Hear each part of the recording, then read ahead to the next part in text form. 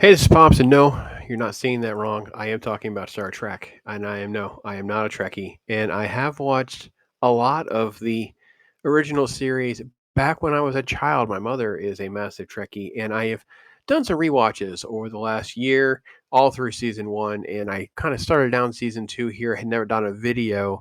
A lot of kudos to people like Dural and others who have encouraged me to offer up my perspective as sort of like a Star Trek noob on some of these episodes and different insight on some different things that are happening. So we're going to talk about episode one of season two, Amok Time.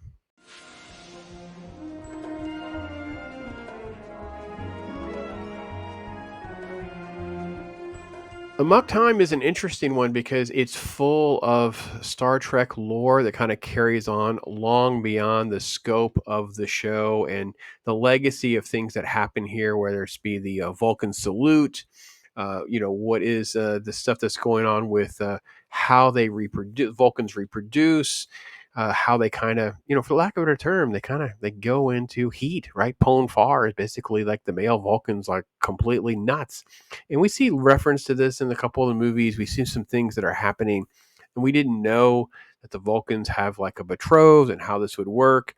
Of course, we have a physical challenge in this called Kali Fi, and I may be pronouncing things wrong and that kind of thing that you guys would expect of a noob like myself. But let's get to a little bit more. Kirk demands answers, and Spock's not cooperating. He's not wanting to be forthright about it. There is sort of a humility and a sort of prudish approach to the secrecy of how the Vulcans reproduce. He also claims he doesn't have any memory of, like, throwing the soup against the wall at the poor nurse. But I think it's interesting that in the 60s we were trying to break away from that, trying to break away from the conversations and the closetness about intercourse and some different sexual behaviors. And this was their way of adding some social commentary, like, hey, you don't have to be ashamed and be so quiet and cut off from everyone, that kind of thing.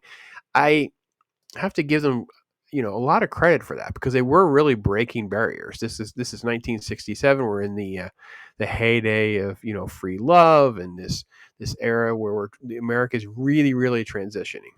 The Enterprise, of course, is committed to going to this diplomatic event, but Spock's trying to say, no, I need you to turn the ship and go over to Vulcan, basically not explaining why. McCoy saying, listen, if you don't deal with this situation, whatever's happened to his biochemistry, he's actually going to die. So we actually have to do something. Always got to give a lot of credit for Bones. Bones is always great. I always love the fact that he's sort of like over the top with how he handles everything. And DeForest Kelly is always fantastic. And here, he's really kind of telling James T. Kirk that you have to do something. You can't allow Spock to die. You have to do something. And you have this sort of back and forth with what's going to happen and how it's going to transpire with him disobeying orders or not, what he has to do. And then you have this gag, this running gag that goes with Chekhov. We finally get Chekhov, by the way. We actually get Chekhov. He and Sulu having this joke and back and forth about steering the ship and turning it around. So them mixing in a little bit of levity, I think, is also very good because it doesn't ever take away from the overall. It never becomes like jokey joke. And this is what I talk about when I talk about like Marvel humor getting in the way. Like the joke doesn't derail the overall story, but like gives a moment for the audience to take a breath and to breathe, but not enough to like, oh, this tense moment is sort of like decompressed and now no one's taking anything seriously anymore. That never actually happens in this episode. And then we get some interesting looks at Vulcan, which is really, really cool. Some of the sets were okay. I enjoyed a little bit of what they did here, but I also didn't really care for like the costuming. She had a really cool costume. She's like their leader that's so renowned. Even Kirk knows who she is. And, he's fine. Kind of looks a little bit like Adam Driver, by the way, like way too much like Adam Driver.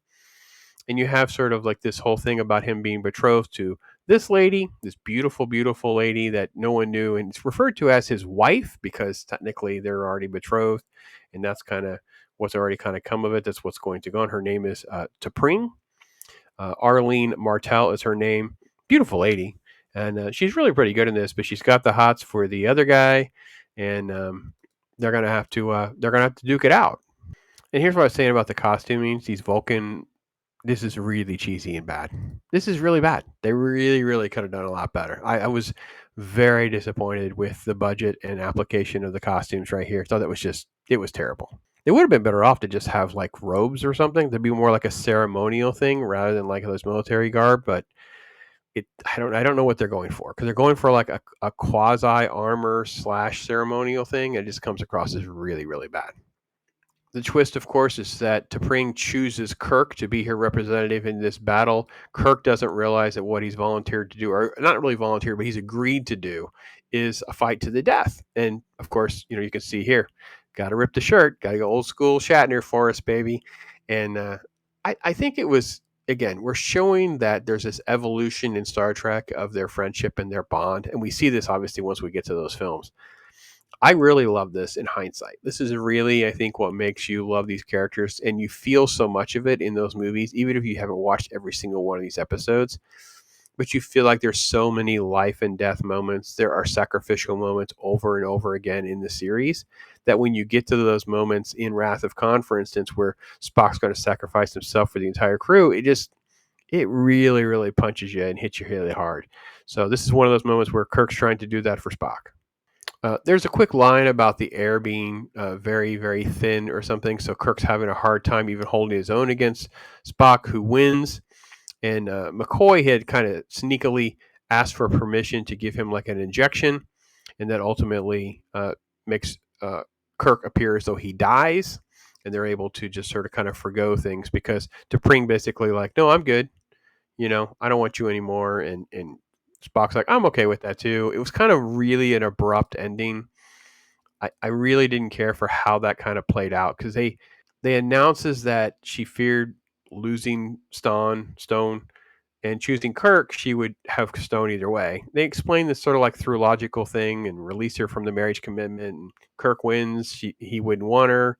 All those different things that are going on. That it was fine. It was well thought out. At least like it makes sense in the grand scheme of things. But it all just kind of navigates itself very abruptly instead of having something that makes a little bit more sense for us as a noob. I get it. It's fine. Then they're back on the Enterprise. You have a little brief exchange. My only regret is that we didn't have more with Nurse Chapel or some sort of little sort of reconciliation there. And then there's Uhura, and there's a brief little communication from that the Queen of the Vulcan lady, and her name was T'Pol, I guess, and she had basically called into the Federation, thanking them or whatever. So therefore, it gets Kirk off the hook for defying orders again. Conveniences, way too convenient. I don't know. I feel that it could have it really, really should have better been that you disobeyed orders, but now this Vulcan lady will now increase diplomacy with the Vulcans or something. Something that would have made a little bit more sense rather than just like, oh, he's off the hook now. Haha, let's go on to the next episode. Everybody tune in next week. All right, whatever.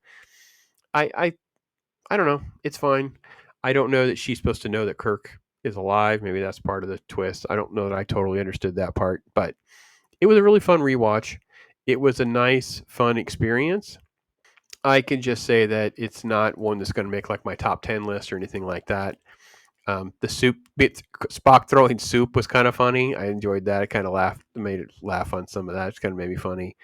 I will say that it probably was a nice must see type episode for people who want to better understand all these sort of like Spock references or, different elements of Vulcan culture and things that carry over through Star Trek way beyond the original series. So all of that I think was really good. And I do admit I love it a lot more for that sort of medieval self-sacrifice for my friend. I'll do just about anything. So but hey, listen, we got the Vulcan salute. So whoever wrote this, I guess, should get credit for the Vulcan salute, right? So it was written by Theodore Sturgeon. So maybe Sturgeon gets credit for that. Does he get residuals? Did anybody know? I doubt it.